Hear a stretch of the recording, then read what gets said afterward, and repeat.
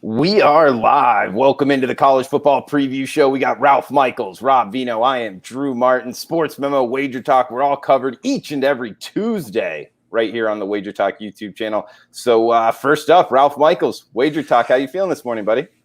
Doing great. You know, another week closer. We'll see what's happening. We're starting to finally hear some news. We'll see what the Ivy League does with college football and then what the big boys want to react. But boy, countdown. I've never been so excited to watch a Major League Baseball game in 16 days of my life.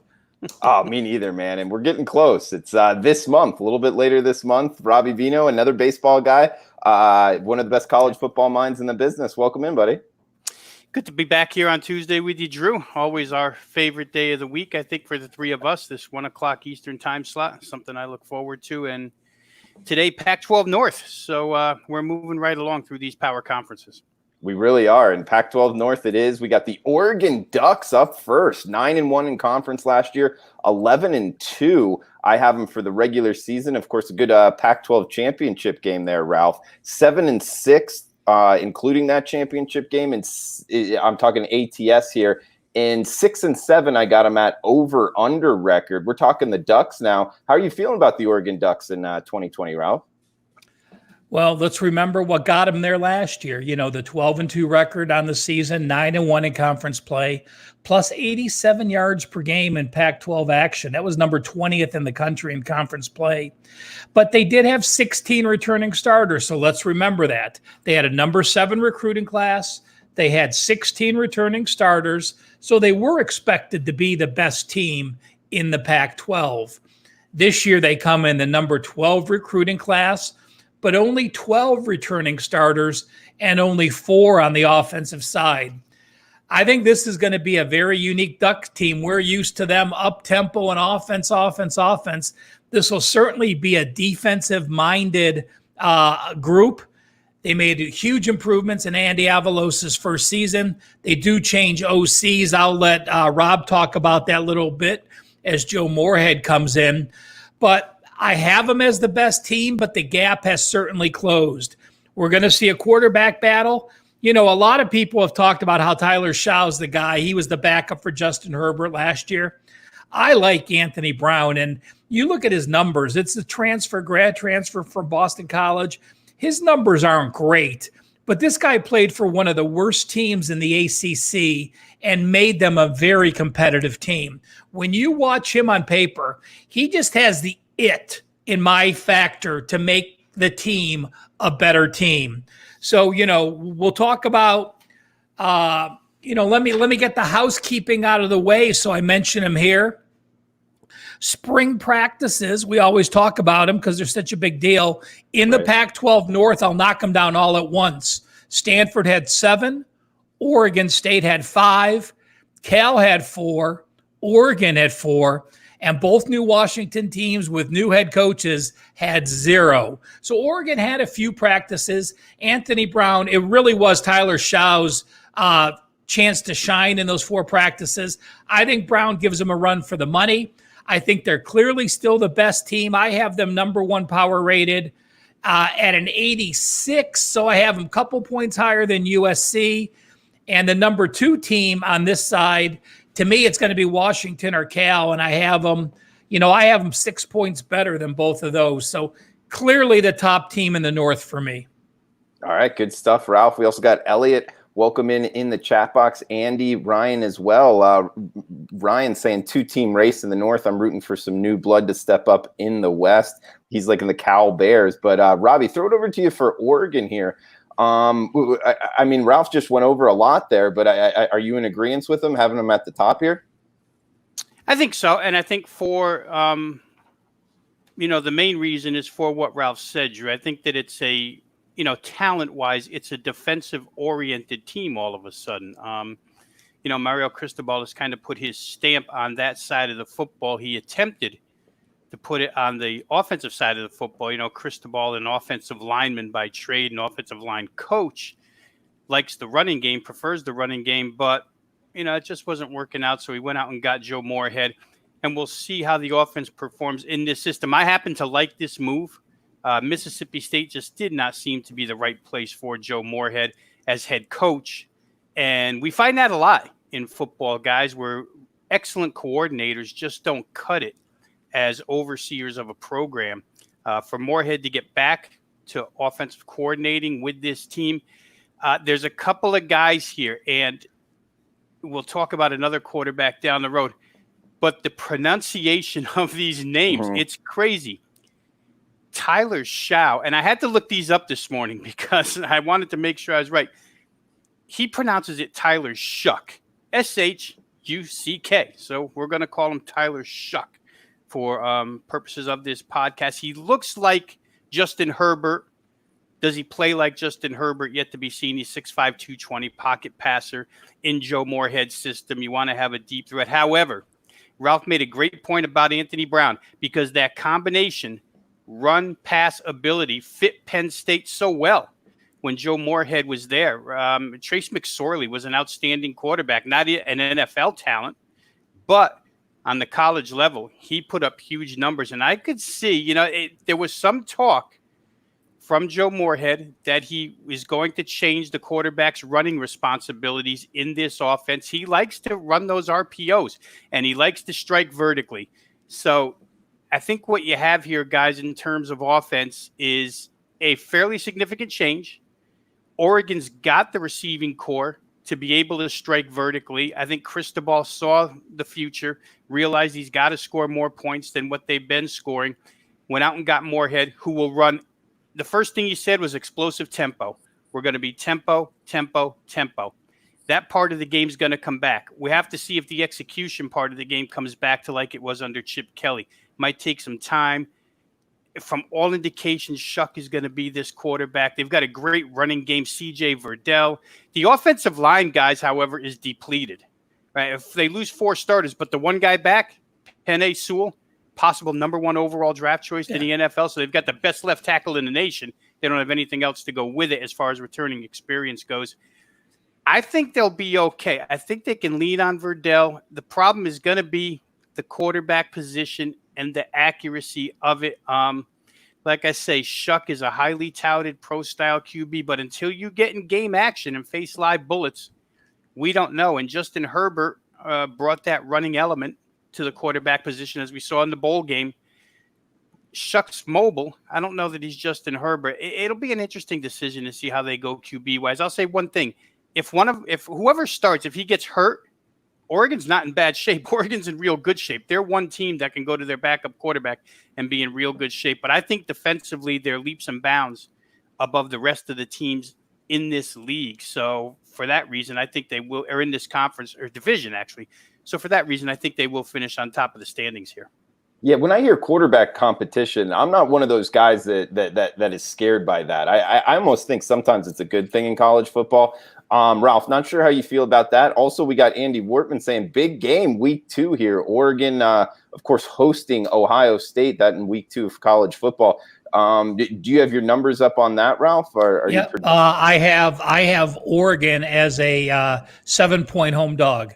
So I do make the Buckeyes, although they're traveling to Eugene, a 7. And you got to remember, I mean, you might look at the schedule and say Oregon has a FCS team and then Ohio State. Well, that FCS team is North Dakota State. So, this Oregon team is going to be tested week 1 and then have a tough battle week 2.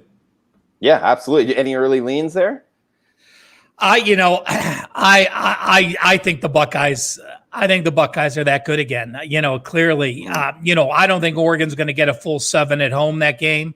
So I expect the line to be 4, 4.5, 5. But this is one of these games where they need the fans. At Ohio State, this is the Buckeyes being ready to play. So I lean the Buckeyes. And I think that North Dakota State game can be a low-scoring game too, week 1. And, if I'm getting North Dakota State, I have the power rating number at 12.3. Now, the FCS teams, I'm still using last year's numbers. So if North Dakota State's down a few notches, I don't have that down there. But, again, it's a tough schedule to start with those 2 foes.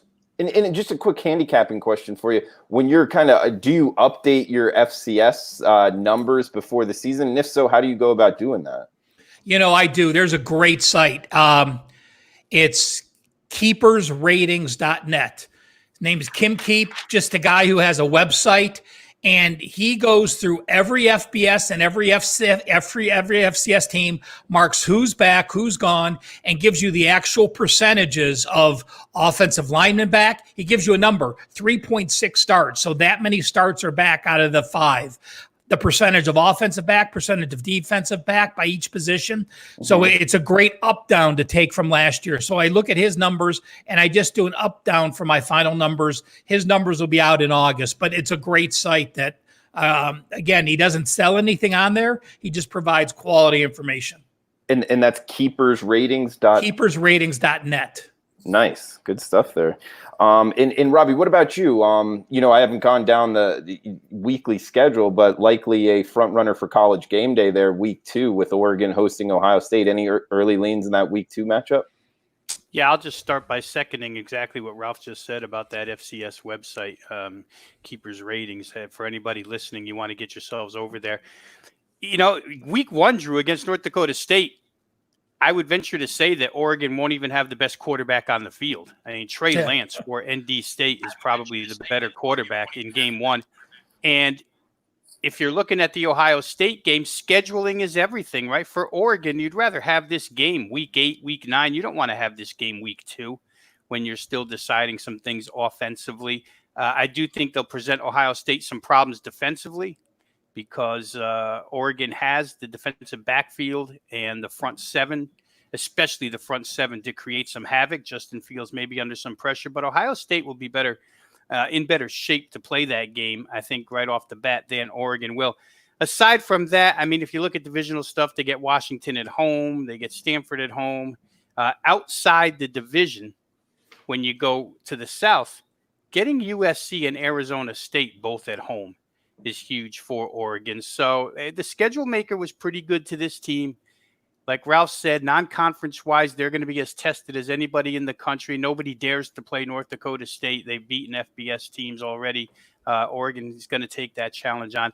We'll see what Moorhead does with this offense. If he gets this offense to click, guys, there's real potential for them to make it to the college football Final Four if the offense clicks. But that's a big if. I think defensively right now they're good enough.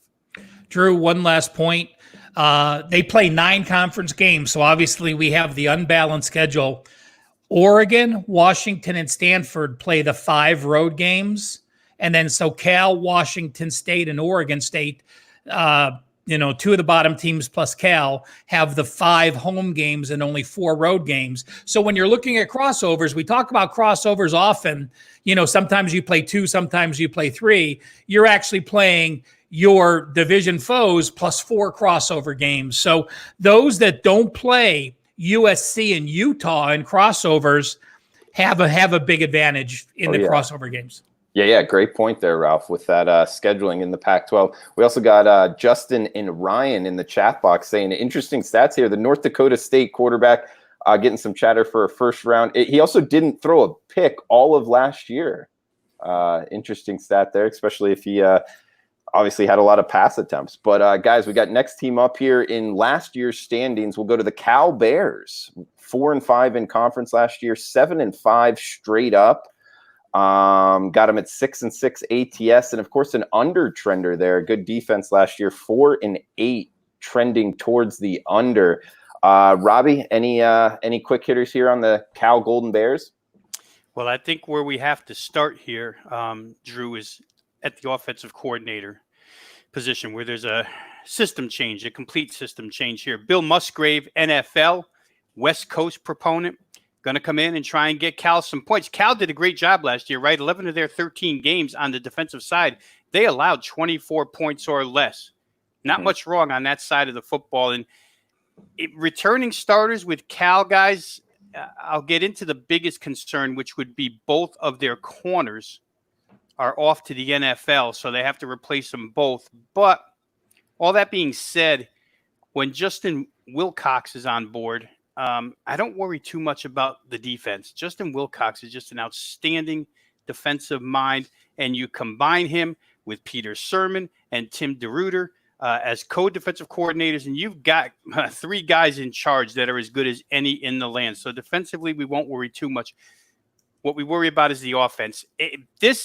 And Ralph, I'm interested to see where you go with Cal as far as a season projection is concerned, because to me, this is one of those typical, how meaningful are the returning starters? This team has 10 returning starters. Question for me again is how meaningful 10 are on they? 10 on offense, Rob. Let me read. They have 18 total, 10 on offense. Yeah. Yeah, and that's exactly where I'm going to focus here, because I don't know.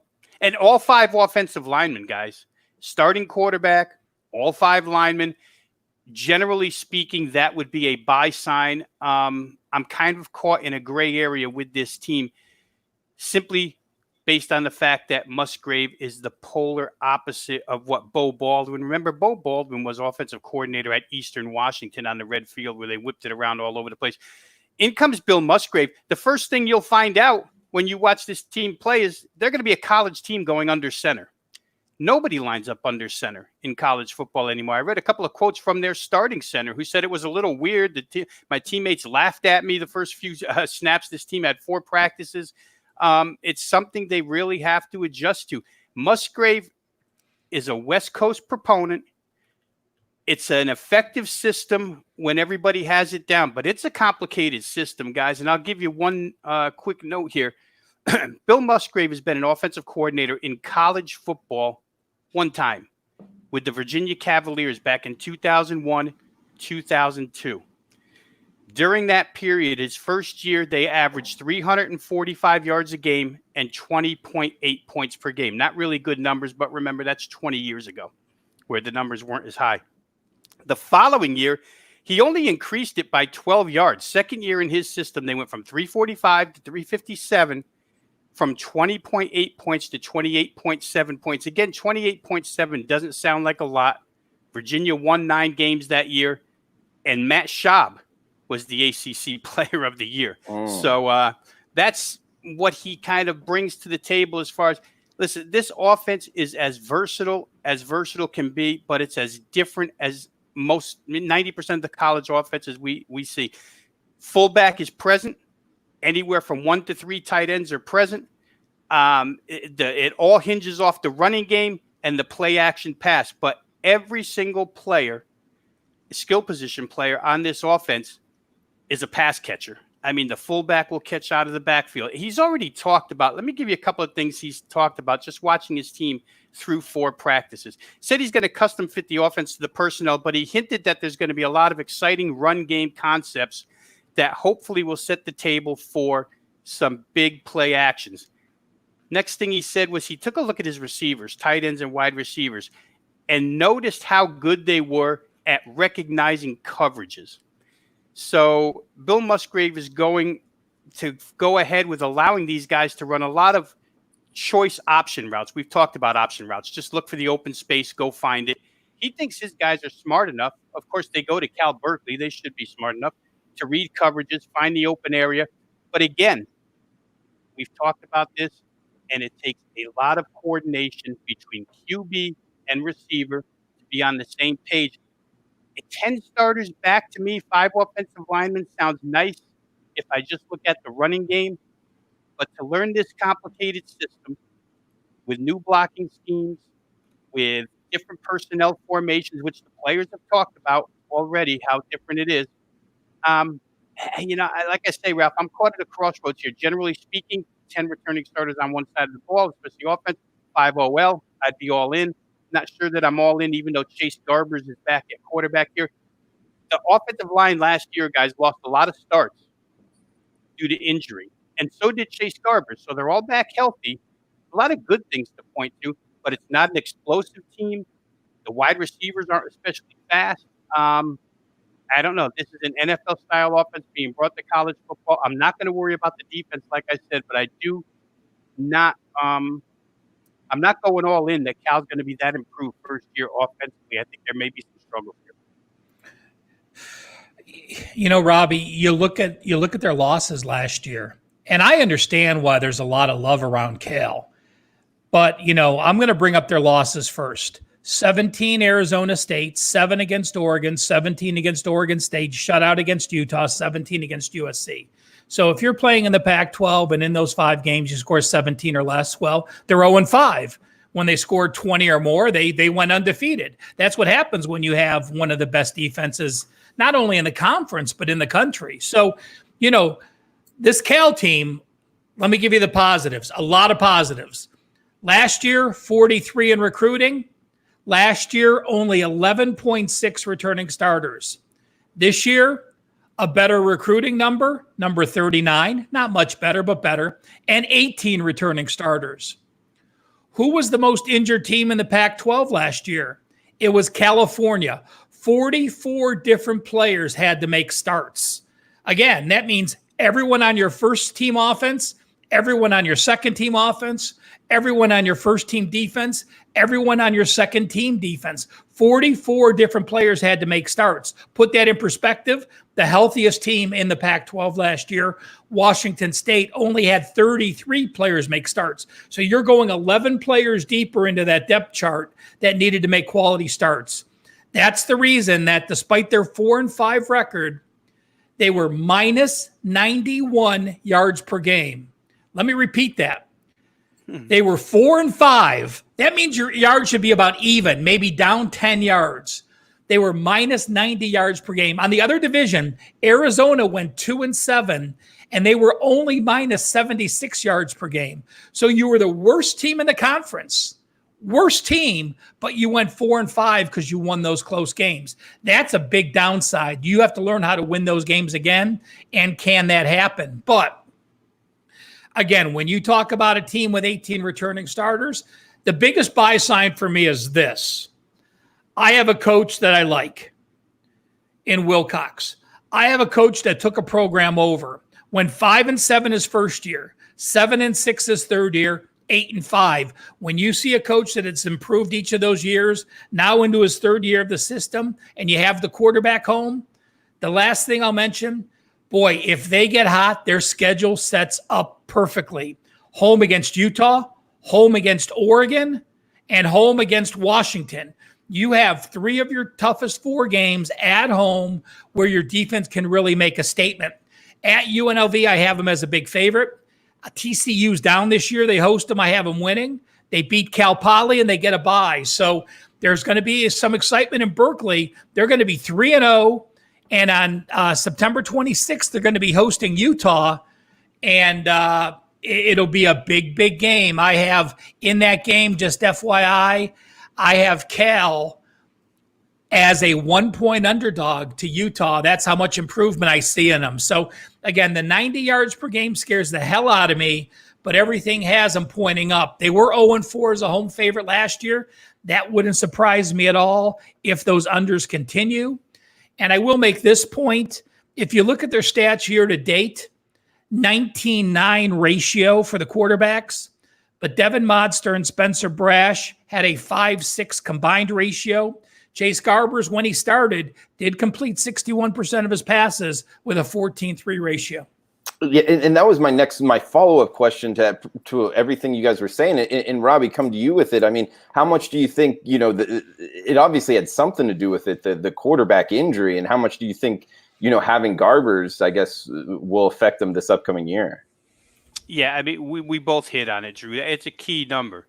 The quarterback and the offensive line, they were banged up for a lot of that season. I mean, not all together at once, but over the course of the season, the injuries, you lose a couple linemen this week, another one the next week, well, right on down the line.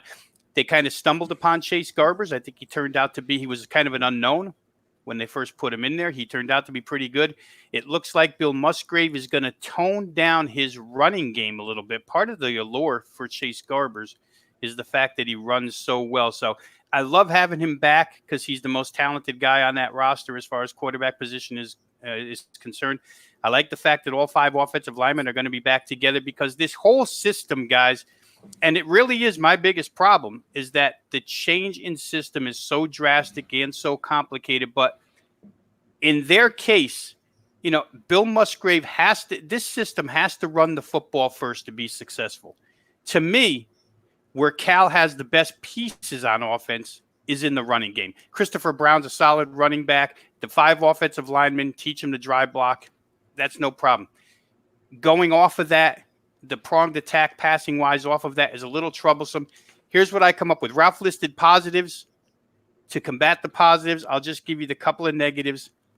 They're still concerned about explosive playability. They don't really have a fast wide receiver room whatsoever. So Musgrave is going to scheme to beat defenses with a lot of this offense, guys. In other words, you're not going to beat it talent-wise, individual, one-on-one. You're going to beat it through scheme. That's what they're going to attempt to do here. And I think maybe next year they're better suited to do that. But boy, oh boy, if these kids grasp it right away, we talk a lot about defenses that cause havoc to opposing offenses with only 1 week to prepare for them, or even an option offense is difficult to prepare for with only 1 week, right? This West Coast offense, if a team can run it fluently, is really tough to prepare for because you don't see it on the college level. So, like I say, I'm not against Cal. I'm not with Cal. I'm stuck somewhere right in the middle. They allowed 47 sacks last year. That speaks to the offensive line. They were 10th in the league with only 3.6 rushing yards per carry. That speaks to the offensive line injuries. We'll see how it goes this year. Hopefully they stay healthy. Ralph, quick question here from you from the chat box. Justin asking what your number would be, the spread Cal versus Oregon. October 17th. I have Cal as a 7.9 home dog. Okay. And, really, it's going to be an incredible September or a very poor September, beginning of October. Cal has Utah at home. They go to Washington State. Then they have a back-to-back game at USC, and then they host Oregon.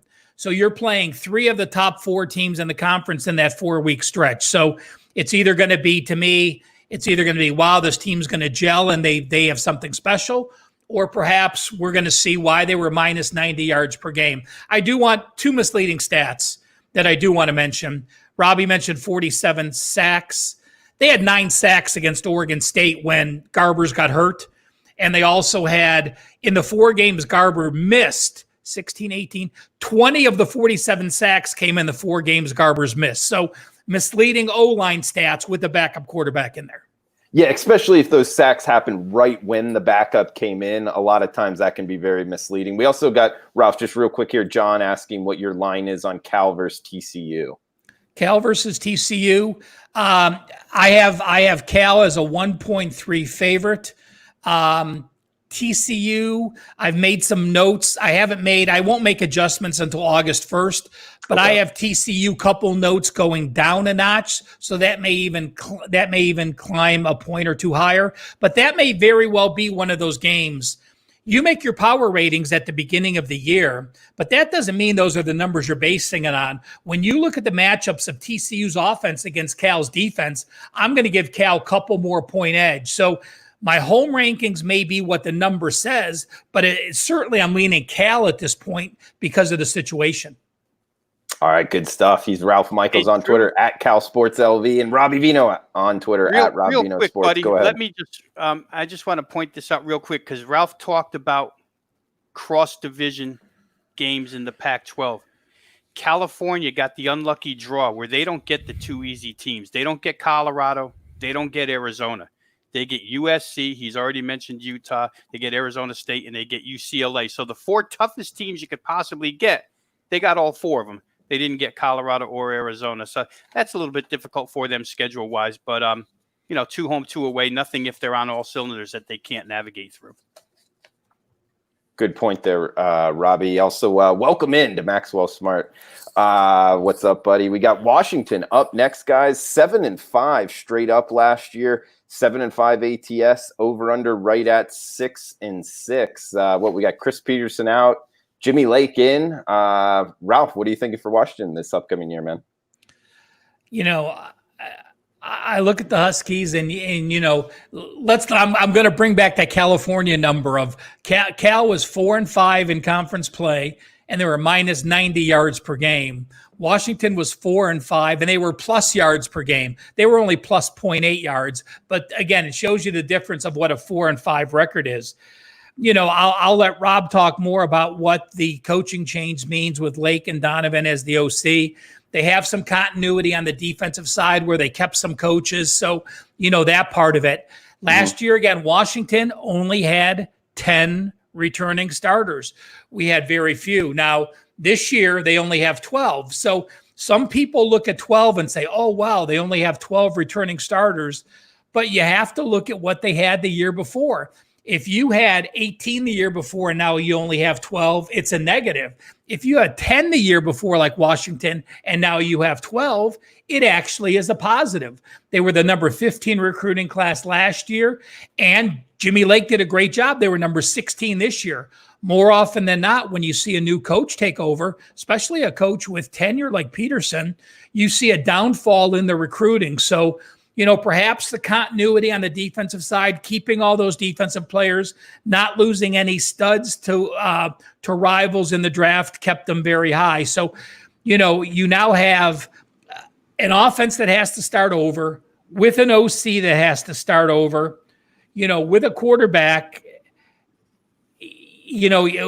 Jacob Simmons, probably the sophomore that they're going to go to. I see them where I have them power rated close to Cal this year, actually a couple points ahead. But I see it as a down year to Washington, just breaking down their schedule. They host Michigan, which I believe they'll lose, Oregon, at Utah, at USC, and they're on the road for the Apple Cup. So the way the schedule plays out, the way they are number 30, number 104 in production back with those 12 starters, with the 4 new offensive starters, and with the schedule, I see Washington under their season win total. I see them struggling, and getting to 7 wins to me, 7 to 8 wins is all I can see them for. So I have them under their season win total. Good breakdown there, Ralph. And we got Ryan in the chat box agreeing with you, saying Washington, tough road schedule, replacing quarterback and 2 starting wide receivers. No spring practice, new coach. Looks like a tough year. Are you as down on Washington, Robbie? This entire division, well, not the entire division, but this is the second team in a row where I'll say I'm in a gray area with Washington. I mean, for as many pros I can make that many cons. So I haven't really come to a firm season-long projection. I'd rather treat these guys game by game. But let's start with the fact that here's your second Penn State offensive coordinator to land in the Pac-12 North, John Donovan. And we went over this. Guys, real quick here. Ralph and I had talked about this a little bit offline with Drew. We've gone through all of these coaching changes and system changes in depth in previous editions of the show. We're going to halt it a little when we get to Washington State, but if you want to know the difference between air raid and run and shoot, please refer back to some of these previous shows where we went through these systems in detail. In this particular case, guys, I just talked about Musgrave making California's system more complex, more to learn, and for that reason, even though they have a bunch of returning starters, I'm not so sure about Cal offensively. Here we get the exact opposite. I mean, John Donovan's a guy who's got a lot of NFL experience. Now, he coordinated at Penn State in 2014-15. He's a little surprised to get this job. But what he's done is he's come in and simplified things. Jimmy Lake wants to run power football. I mean, all his quotes, we don't go north and south. We're going vertical. We're running straight ahead. We're throwing down the field. That's what they want to do. It's very, very much like a pro-style system. Bush Hamden, who was the offensive coordinator here prior, just got fired. Too complicated. The players said Coach Peterson and Hamden both had a system that was a little too complicated. So Donovan's come in. He simplified it. This is going to be a run-heavy team. For those of you guys who play totals, over-unders, you might want to look under with the Washington Huskies because they'll be good defensively. Nothing's going to change there. Jimmy Lake's an outstanding defensive coordinator, now head coach. As Ralph mentioned, a lot of the defensive staff remains intact. I think this team's going to be very good that way. 2 games last year, their biggest games, Utah and Oregon, they lose by 4 and 5 points. They're right. In fact, I think they were leading Oregon. Oregon made a big comeback. I'm trying to remember this off the top of my head, but I believe that Oregon made a huge comeback in that game. Washington had that game in hand for a Hey, while. Robbie, let me just jump in one more second there, just to go one further. They were -4 net close wins. They lose to they lose to California by 1 point. They lose to Colorado by 4, Utah by 5, and Oregon by 4. So they were really those 10 points away. And then the Stanford loss from being a one-loss team. So I just wanted to expand on your point about those close losses. Yeah, and they can be swapped year in and year out, right, when they're that close. But my problem with them is they had Jacob Eason at quarterback last year, Drew, the Georgia transfer. Jacob Eason, NFL caliber arm, and they couldn't really get it done with him. Now they're going to go to a new quarterback. But the run-heavy scheme may help. The problem is, and the three of us sitting here know, if we know you're going to run the football, we're just going to tighten up at the line of scrimmage and force you to throw the football. Will Washington be able to throw the football? A big question in my mind. Like them defensively. Like I say, Donovan's got a lot of experience with other underneath coaches that he's meshed together in this particular system. James Franklin, a guy he learned a little offense from. Greg Olson at Jacksonville. Nathaniel Hackett at Jacksonville, John DeFilippo of the Eagles. All these guys coordinate differently. So he's got a lot of tricks in his bag. But the bottom line is Jimmy Lake wants to be a tough, hard-nosed football team. More than sides, more than future season wins and totals, or season wins and losses. I think totals might be a good way to go with this team. Individual game unders with the Washington Huskies, at least to start the season. Okay, I got to jump in here. Let's see. We said Oregon unders, California unders, Washington unders. We're going to get to Stanford and unders. This Pac-12 North is turning into what the Big Ten was 10 years ago, or what the SEC was with Alabama there. I think there's going to be a lot of value on individual game unders because people think Pac-12 pass-happy offenses, and this Pac-12 North is nothing like that this year. Oh, those late night specials on the West Coast. It's always fun. Might be under its territory here. We got Andy Wortman asking Washington versus Michigan in week 1, which he's right, September 5th at Washington. Ralph, any numbers up early on that one? I think you mentioned you had Michigan winning. I have mine as a pick 'em. You know, there are numbers out, and I don't know what they are offhand, but I have Michigan pick 'em. But again, first road starts are different. I don't always go for my power ratings with first road starts. I actually give Michigan the edge in this game with first home starts with the changeover on Washington. Okay. Great stuff, guys. We got 3 teams left and really only 15 minutes, so we're going to have to kind of book it here. We got Oregon State up next, 5-7 last year, although 9-3 ATS, a moneymaker there. Sometimes you don't always see that in college football where less than 500 teams really do well ATS, but this was one of them with the Beavers, 6-6 over-under here. Quickly over to you, Ralph. What are you thinking for Oregon State this upcoming year? Well, you're looking at a team that had the 52 recruiting class with 13 starters back. They went 4-5 in conference play, minus 53 yards per game. 53 recruiting class, exactly the same. This year, 14 returning starters. You know, here's my question, and I there's not much I have on this team. You know, they're going to be a running team again. The 5 wins is the most they've had since 2013. So there's some improvement. We have a head coach, Jonathan Smith, who took the team from 2-10 to 5-7. So improvement in both years. But I'm just going to say this point, and I'll throw it to Robbie. You have a quarterback in Jake Luton who was drafted in the NFL draft and had a 28-3 ratio, and 5 wins was the best you can do. How can you approach 5 wins again? Your quarterback's not going to come anywhere near those numbers. So I'll throw it to Robbie to see if he has an answer. Well, you know, I'd probably answer your question with another question, Ralph, and then we just go back and forth all day long. Yeah, I think the positive expectations, certainly with Oregon State, the first thing that comes to mind is you've got to improve defensively, right? They've been a defensive doormat for a lot of years. It seems like they made a little bit of progress there. And then the second thing I would say is it looks like the offensive line will be okay. They lost 3 starters. But I think what Jonathan Smith has coming back on that offensive line and with the system that he's implemented, he's recruited guys to fit his deal. This is all of a sudden an explosive ball club, guys. You know, they're arguably the fastest wide receiver room in the Pac-12, including USC. I'm not saying they're the best core of wide receivers. I'm saying just flat out speed.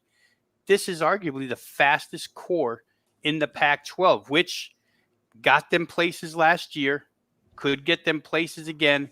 And then you have Jamar Jefferson at running back, who was just a standout in all facets last year. Got hurt for a couple of games, wasn't himself, but when he's right, you combine all of that together if the offensive line plays well, and this team is going to score points. We've been on a kick with unders. There's no way I'm playing any Oregon State game under, because I'm not sold on their defense yet, even though there's progress that's been made. But I do think that they showed last year, for the most part, they've got the ability to score on just about everybody in this conference when they're healthy. Now, the quarterback position, Ralph talked about it. Luton's gone. In steps Tristan Gibbia. He was a guy that went to the University of Nebraska and competed against Adrian Martinez, lost the job freshman year, got out. Gibbia is a talented kid, and all indications are that the passing game probably does not get slighted a bit with him at the helm. Now, 28-3 touchdown to interception ratio is, you're not going to match that. But he's not going to cause them any particular troubles either, in my estimation. He's had a year in the system to learn it. He takes the field now.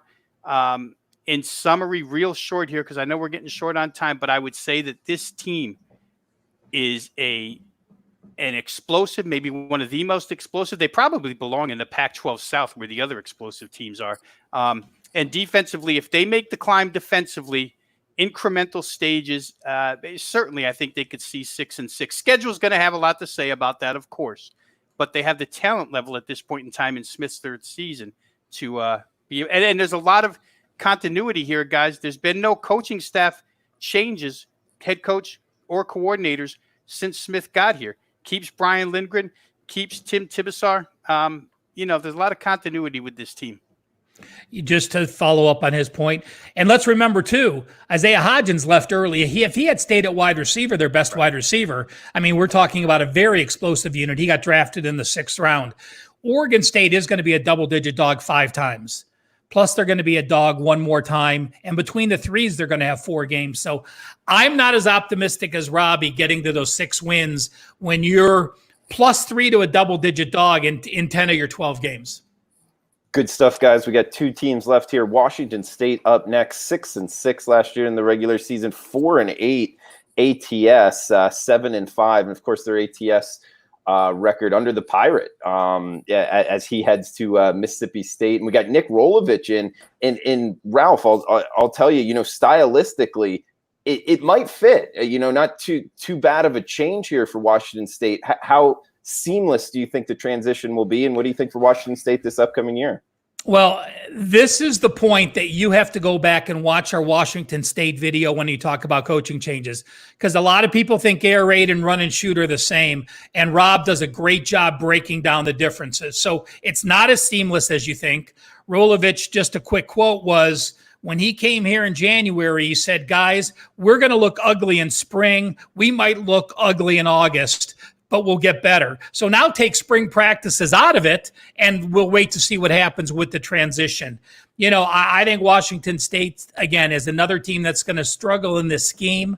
Schedule-wise, though, they do have a very weak schedule. They have the number 46 schedule. So while I think they're close to Oregon State as far as talent goes, their schedule makes them where winning 6 or 7 games is very easy to reach. Double-digit favorite in 1 game, solid favorite in 3 games, between the 3s in 5 games, and a dog in only 3 games. So schedule-wise, they're a better team. Oregon State, I think, can catch them in talent, but nowhere near record-wise because of the schedule. And Ryan in the chat box saying Washington State doesn't have a quarterback who has thrown a pass at the FBS level, and also they were last against the run last year. So 2 not very promising stats there, Robbie. Yeah, now, the last couple of years, Mike Leach at Washington State wound up pulling the quarterback out of his rear end last minute, right? I mean, nobody knew Anthony Gordon was named the starting quarterback of that team after the entire.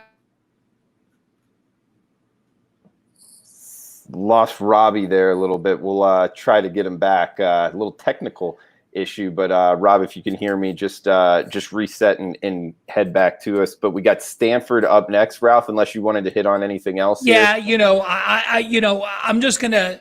A lot of times you find quarterbacks in the run and shoot that fit into the system.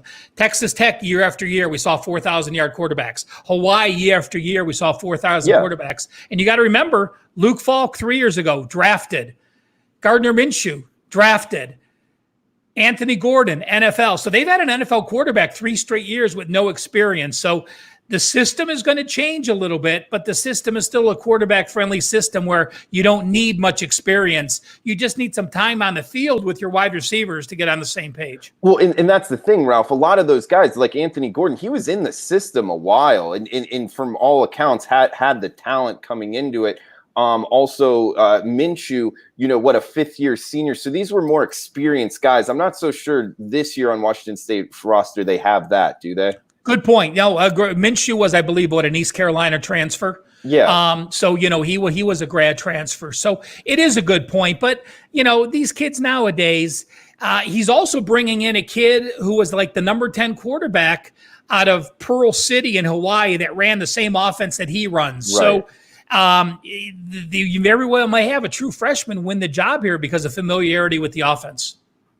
All right, Ralph. And last team up here, we got Stanford, 4-8 last year, 3-9 ATS, 8-4 actually towards the over last year. Of course, their totals weren't all that high, but still an ugly year on the farm. Do you think the Cardinal can turn it around this upcoming year?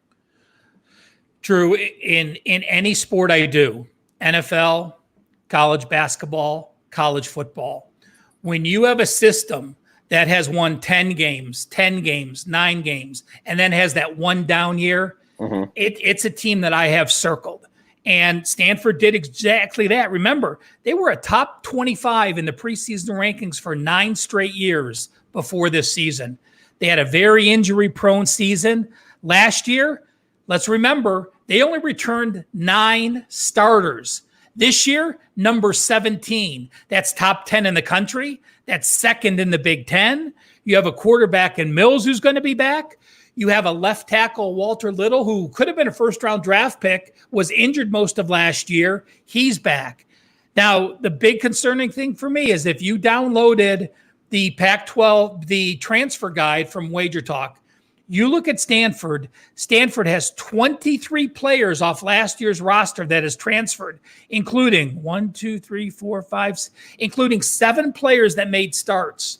So something's wrong there. When you have a team without a coaching change that just has had one bad year, that has all those starters back, and you have that many people transfer, that scares the hell out of me. We don't know what it means. This is the first year of the transfer portal, but seeing those kind of numbers, just astronomical to me that you can have that much dissension or fall off or people that you have a 12-game starter on the defensive line, an 8-game starter on the defensive line, 6-game starter at cornerback, 6-game starter at offensive tackle, 5-game starter Costello, who went to Mississippi State. Right. Hamilton, who started all 4 games and then took a red shirt, sat out. So you're talking about legitimate players that came out. But I still have to think with this coaching staff, with what they have, you look at Stanford's schedule, it's as split as you can get. There'll be a double-digit favorite twice. There'll be a double-digit dog 3 times. There'll be a small favorite 3 times. There'll be a small dog twice. And between the threes, they're twice. But experience, quality coaching, a quarterback that's back, a defense that's solid, and an offense that doesn't make mistakes has me thinking that Stanford is going to be solidly improved. Right now with my projections, as I pull them up, normally I'm pulling these up when Robbie's talking. I have them at 7 wins, but clearly those toss-up games early. Road game at Arizona, road game at UCLA, the first 4 games of the season, I think make or break their season. If they're 3-1 out of there, they're going to be a 9-win team. If they're 1-3 and lose both of those toss-up road games, I think you're going to see more dissension on the Stanford side. So, they're a team that I don't know. I love the bounce back after those wins. I love the returning starters. I love the coaching staff that was embarrassed last year. But the exodus concerns me, and I'm not sure what to make of it. Yeah, no, it's very alarming, no doubt about it. I mean, especially with a school like Stanford, it's kind of like smarter kids. So I don't know. I would really look into that. William and Mary, they start off with, of course, their Pac-12 schedule with Notre Dame about midway there in South Bend, and then they end it against BYU. I mean, it's manageable. You think it's an outside shot at a bowl game? Well, you look at it. Who has 3 Pac-12 games in the month of September? I don't know if I've ever seen 3 conference games in September. You open up at William and Mary, and then you go at Arizona, home to USC, at UCLA. So your conference is done. I mean, if you have a Rose Bowl shot on October the 1st. So I'm not sure how that schedule came to fruition, but like I said, I don't ever remember seeing 3 conference games being played by any team in the first 4 games of the season. Yeah, no, for sure. And Ralph, I guess that does it for the Pac-12 North here. One question I did want to ask you, man, to get your kind of personal thoughts here, because we did have some guys chiming in on the chat, football isn't going to happen, this and that. What are your overall thoughts here of college football kicking off and finishing? What would you set the numbers at? It's something I don't worry about at all, Drew, because I'm prepped. If it happens, it happens. I